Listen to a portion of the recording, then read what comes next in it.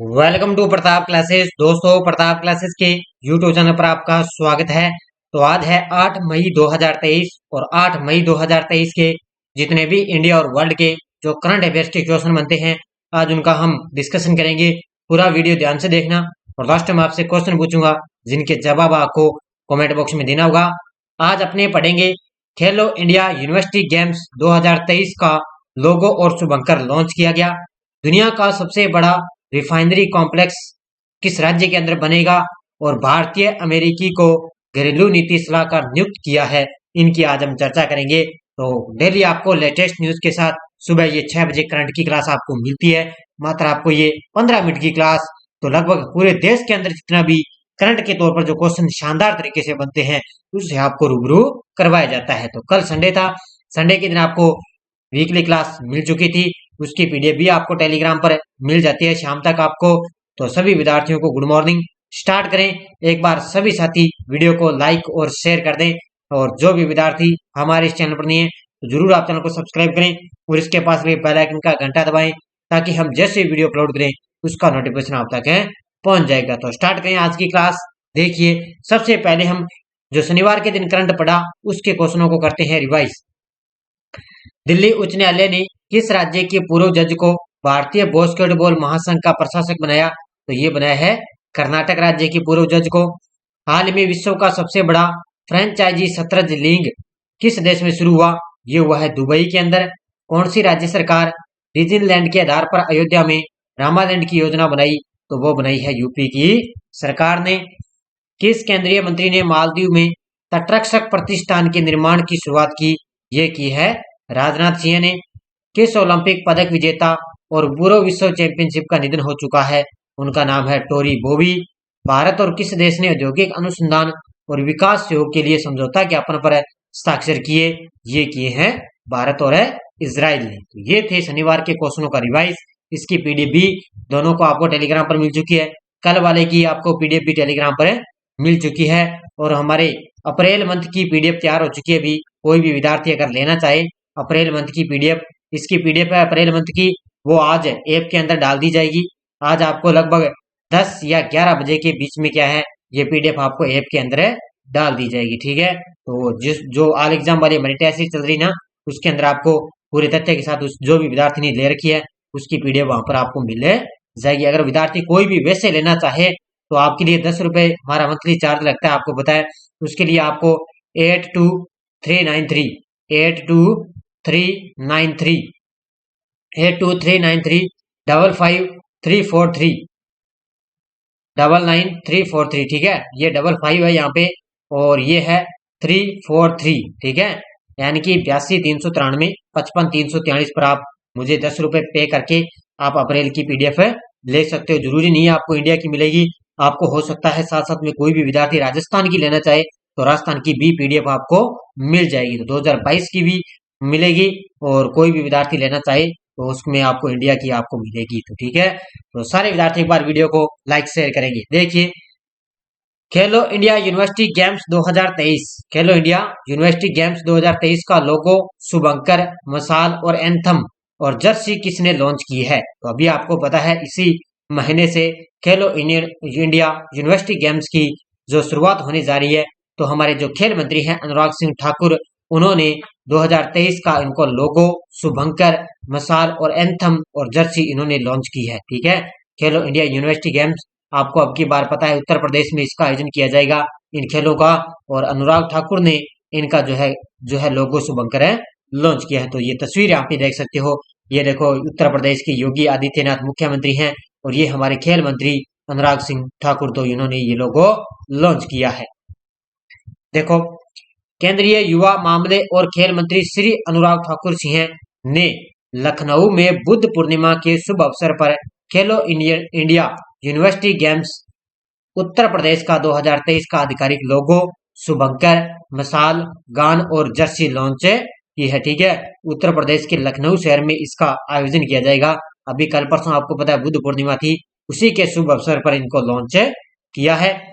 अब ये स्टार्ट कब से होगा? 25 मई से 3 जून तक ये इसका खेल का आयोजन किया जाएगा। ठीक है, ये तारीख आपको याद रखनी है, 25 मई से 3 जून 2023 तक निर्धारित इस प्रतियोगिता में एक तो इसमें वाराणसी एक नोएडा, एक गोरखपुर और एक है लखनऊ। इन चारों शहरों में 21 खेल विषयों पर 200 भारतीय विश्वविद्यालयों के 4000 से अधिक एथलीट प्रतिस्पर्धा में करेंगे। ठीक है, प्रतिस्पर्धा इसे एथलीट प्रतिस्पर्धा में ये भाग लेंगे। ठीक है, तो उत्तर प्रदेश के 4 शहरों में इसका आयोजन किया जाएगा, वाराणसी, नोएडा, गोरखपुर और लखनऊ शहर में। 25 मई से इसकी शुरुआत होगी और 3 जून तक इसका अंतिम आयोजन होगा। देखते हैं अब की बार कौन सी टीम इसमें जो है विजेता बनती है। तो अभी अनुराग सिंह ठाकुर के द्वारा इनका जो लोगो शुभंकर है वो लॉन्च किया है। किस खिलाड़ी ने दोहा डायमंड लीग 2023 में 88.67 मीटर थ्रो के साथ जीत हासिल की है? किस खिलाड़ी ने दोहा डायमंड लीग 2023 के अंदर 88.67 मीटर थ्रो के साथ जीत हासिल की है? तो ये आप तस्वीर देख के आप अंदाजा लगा सकते हो। तो ये भारतीय ओलंपिक स्वर्ण पदक विजेता है नीरज चोपड़ा। कौन है ये? भारतीय ओलंपिक स्वर्ण पदक विजेता नीरज चोपड़ा। उन्होंने डायमंड लीग के अंदर 88.67 यानी कि 67 मीटर थ्रो के साथ इन्होंने जीत हासिल की है। देखो, ओलंपिक स्वर्ण पदक विजेता नीरज चोपड़ा ने दोहा डायमंड लीग 2023 के अंदर 88.67 मीटर थ्रो के साथ जीत हासिल की। नीरज चोपड़ा का पहला थ्रो 88.67 था, जो इस नए सीजन की शुरुआत का एक शानदार तरीका है। यानी कि इनका सबसे बड़ा ये रिकॉर्ड है, 88.67 थ्रो है इनका इस सीजन, यानी कि साल का ये एक नई शुरुआत है। नीरज चोपड़ा को प्रतिमान विशिष्ट सेवा पदक यानी कि PVSM 2022 और पद्म श्री 2022 पुरस्कार मिल चुका है। तो भारतीय ओलंपिक स्वर्ण पदक विजेता है ना नीरज चोपड़ा, उनको एक तो विशिष्ट सेवा पदक मिल चुका है, एक 2022 के अंदर इनको पद्म श्री पुरस्कार भी मिल चुका है। तो अब इन्होंने क्या है, दोहा डायमंड लीग के अंदर 88.67 के अंदर मीटर थ्रो के साथ जीत हासिल की है। तीसरा, किस देश की सरकार ने मशीन कैन सी 2023 शिखर सम्मेलन शुरू किया है? किस देश की सरकार ने मशीन कैन सी 2023 शिखर सम्मेलन शुरू किया? ये किया है, ध्यान रखना, UAE की सरकार ने। किसने? संयुक्त अरब अमीरात की सरकार है, उन्होंने क्या है दुबई के अंदर मशीन कैन सी 2023 शिखर सम्मेलन शुरू किया है। देखो, UAE सरकार ने दुबई में मशीन कैन सी 2023 शिखर सम्मेलन शुरू किया है, जो पूरे क्षेत्र में आर्टिफिशियल इंटेलिजेंस AI में अंतरराष्ट्रीय सम्मेलनों में से एक है। ये तो पूरे क्षेत्र के अंदर क्या है, आर्टिफिशियल इंटेलिजेंस में अंतरराष्ट्रीय सम्मेलनों में से एक है। तो मशीन कैन सी 2023 शिखर सम्मेलन शुरू किया है किसने? UAE की सरकार ने। नेक्स्ट देखो, किस राज्य में दुनिया का सबसे बड़ा रिफाइनरी कॉम्प्लेक्स बनेगा? किस राज्य के अंदर दुनिया का सबसे बड़ा रिफाइनरी कॉम्प्लेक्स बनेगा? ये बनेगा महाराष्ट्र राज्य के अंदर। कहां पर बनेगा? महाराष्ट्र के अंदर दुनिया का सबसे बड़ा रिफाइनरी कॉम्प्लेक्स बनेगा। देखो, महाराष्ट्र सरकार ने Ratnagiri refinery and petrochemicals limited यानी कि RRPCL परियोजना का प्रस्ताव दिया है। तो महाराष्ट्र सरकार ने Ratnagiri refinery and petrochemical limited परियोजना का प्रस्ताव दिया। दुनिया के सबसे बड़े एकल स्थान रिफाइनरी परिसर के रूप में जाना जाएगा। तो ये रिफाइनरी के रूप में जाना जाएगा। यह रिफाइनरी महाराष्ट्र के तटीय रत्नागिरी जिले के बारसू गांव में स्थापित होगा। महाराष्ट्र के तटीय जो है तट के अंदर किनारे पर है ना, जो शहर रत्नागिरी जिला, वहां के बारसू गांव के अंदर ये रिफाइनरी प्रोजेक्ट बनेगा। तो आपको पता है इससे क्या है, भारत की जो अर्थव्यवस्था उससे भी आपको फायदा मिलेगा। तो वहां पर दुनिया का सबसे बड़ा ये रिफाइनरी जो है प्रोजेक्ट बनने जा रहा है। कहां पर है? महाराष्ट्र राज्य के अंदर। नेक्स्ट है, किस भारतीय अमेरिकी को राष्ट्रपति जो बाइडेन ने घरेलू नीति सलाहकार नियुक्त किया है? किसने? एक भारतीय अमेरिकी महिला है, ये आप तस्वीर देख सकते हो। इनको क्या है, राष्ट्रपति जो बाइडेन ने घरेलू नीति सलाहकार नियुक्त किया है और इनका नाम है नीरा टंडन। क्या नाम है इनका? नीरा टंडन इनका नाम है। भारतीय अमेरिकी महिला है ये, जिनको राष्ट्रपति जो बाइडेन ने घरेलू नीति सलाहकार नियुक्त किया है। किसको? नीरा टंडन को। तो ये तस्वीर आप यहाँ पे देख सकते हो। देखो, भारतीय अमेरिकी लोक नीति विशेषज्ञ नीरा टंडन को अब राष्ट्रपति जो बाइडेन ने घरेलू नीति सलाहकार नियुक्त किया है। वह अमेरिकी इतिहास में पहली बार एशियन अमेरिकन बन गई है, जो व्हाइट हाउस की 3 प्रमुख नीति समितियों में से किसी एक का नेतृत्व करेगी। तो 3 व्हाइट हाउस की 3 प्रमुख नीतियों समितियों में से एक का वो नेतृत्व करेगी। यह डेमोक्रेट नीरा टंडन वर्तमान समय में राष्ट्रपति बाइडेन प्रशासन में वरिष्ठ सलाहकार के रूप में कार्यरत है। तो वर्तमान में वो क्या है, राष्ट्रपति बाइडेन प्रशासन के अंदर वरिष्ठ सलाहकार के रूप में नियुक्त है, उनको कार्यरत कर रही है। अब इनको घरेलू नीति सलाहकार नियुक्त किया गया, किसको? नीरा टंडन को। अगला प्रश्न, भारत का पहला अंतर्राष्ट्रीय मल्टी मॉडल लॉजिस्टिक्स पार्क किस राज्य में बन रहा है? भारत का पहला अंतर्राष्ट्रीय मल्टी मॉडल लॉजिस्टिक्स पार्क किस राज्य में बन रहा है? तो ये बन रहा है असम राज्य के अंदर। कहां पर बन रहा है? असम के अंदर भारत का पहला अंतर्राष्ट्रीय मल्टी मॉडल लॉजिस्टिक्स पार्क है, बन रहा है। तो ये तस्वीर देखो, कितना शानदार आपको तस्वीर के अंदर दिखाई दे रहा होगा। ये है पहला अंतर्राष्ट्रीय मल्टी मॉडल लॉजिस्टिक्स पार्क और ये असम के अंदर है, बन रहा है। तो ये तस्वीर के अंदर आपको याद रह सकता है। तो ये तस्वीर है किसकी है? तो तस्वीर आपको लगभग आपको मैं लेकर आऊंगा, जिससे आपको क्या तस्वीर के माध्यम से करंट है याद रहेगा। देखो, असम के जोगीघोपा में भारत के पहले अंतर्राष्ट्रीय मल्टी मॉडल लॉजिस्टिक्स पार्क का निर्माण चल रहा है। ठीक है, जोगीघोपा के अंदर निर्माण चल रहा है। इस साल के अंत तक पूरा होने की उम्मीद है। 693.97 करोड़ रुपए की लागत से बनाया जा रहा है। यानी कि अब 2023 चल रहा है, तो 23 के अंतिम यानी कि दिसंबर तक इसका निर्माण पूरा हो जाएगा। और इस परियोजना का उद्देश्य क्या है? एक भूटान और बांग्लादेश जैसे पड़ोसी देशों सहित भारत के पूर्वोत्तर क्षेत्रों में परिवहन नेटवर्क को पुनर्जीवित करना है। यानी कि नेटवर्क से संबंधित इससे पार्क बनाया जा रहा है और भूटान और बांग्लादेश भी इसमें क्या है, शहीद देशों को इसमें फायदा मिलेगा। यानी कि पूर्वोत्तर क्षेत्र से संबंधित इसको फायदा मिलेगा, इसलिए असम के अंदर ये पार्क है बनाया जा रहा है। ठीक है, तो अंतर्राष्ट्रीय मल्टी मॉडल लॉजिस्टिक पार्क है, असम के अंदर बनाया जा रहा है। अगला प्रश्न, इंग्लैंड के किस पूर्व क्रिकेटर को मेरीलबोन क्रिकेट क्लब का अगला अध्यक्ष चुना गया है? इंग्लैंड के किस पूर्व क्रिकेटर को मेरीलबोन क्रिकेट क्लब का अगला अध्यक्ष चुना गया? वो चुना गया है, ध्यान रखना, Mark Nicholas. Option number C, किसको चुना गया है? मार्क निकोलस को। ये इंग्लैंड के पूर्व क्रिकेटर हैं और इनको लंदन के अंदर क्या है, लंदन के अंदर ये एजेंसी है, ध्यान रखना, मेरीलबोन क्रिकेट क्लब एक संस्था है, उसका अध्यक्ष इनको अगला अध्यक्ष चुना गया है।